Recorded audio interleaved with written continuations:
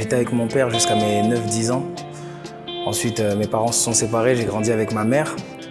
Elle nous a élevés seuls, mais elle a toujours fait en sorte qu'on manque de rien. On a eu quelques difficultés.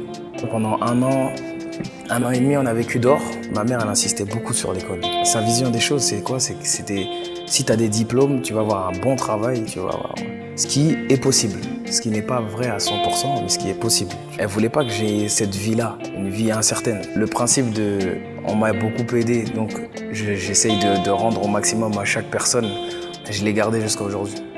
J'ai été au Congo pour la première fois avec ma mère en 98. Et c'est la première fois que je voyais l'Afrique.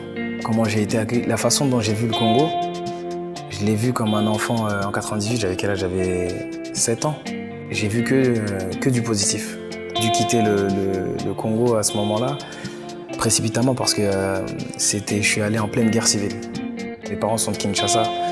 On est parti à Brazzaville et de Brazzaville, c'est l'armée qui nous avait fait évacuer. Je suis retourné plus tard, un peu plus grand.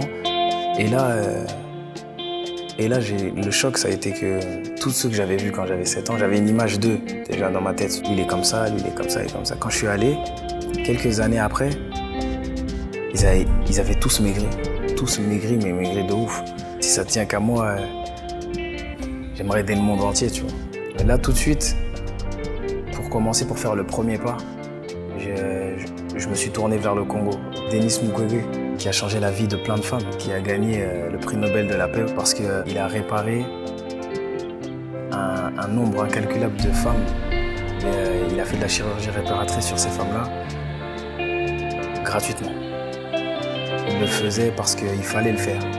Ici à Panzi, on s'occupe des femmes victimes de violences sexuelles. Les femmes qui viennent ici, la plupart, elles ont vécu des drames d'abord personnels sur leur propre corps, puisque la plupart ont été violées.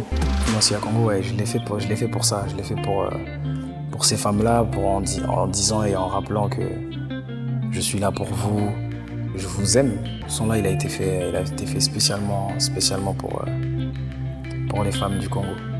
J'ai un public très réceptif en ce qui concerne ma vie professionnelle, mais aussi en ce qui concerne ma vie privée. Je veux juste leur dire que voilà, ça c'est en dehors de la musique, il y a l'association Give Back qui est là pour aider ces femmes-là. Mon but aussi, c'est d'utiliser cette notoriété que j'ai pour orienter, au moins dire, il se passe ça là-bas.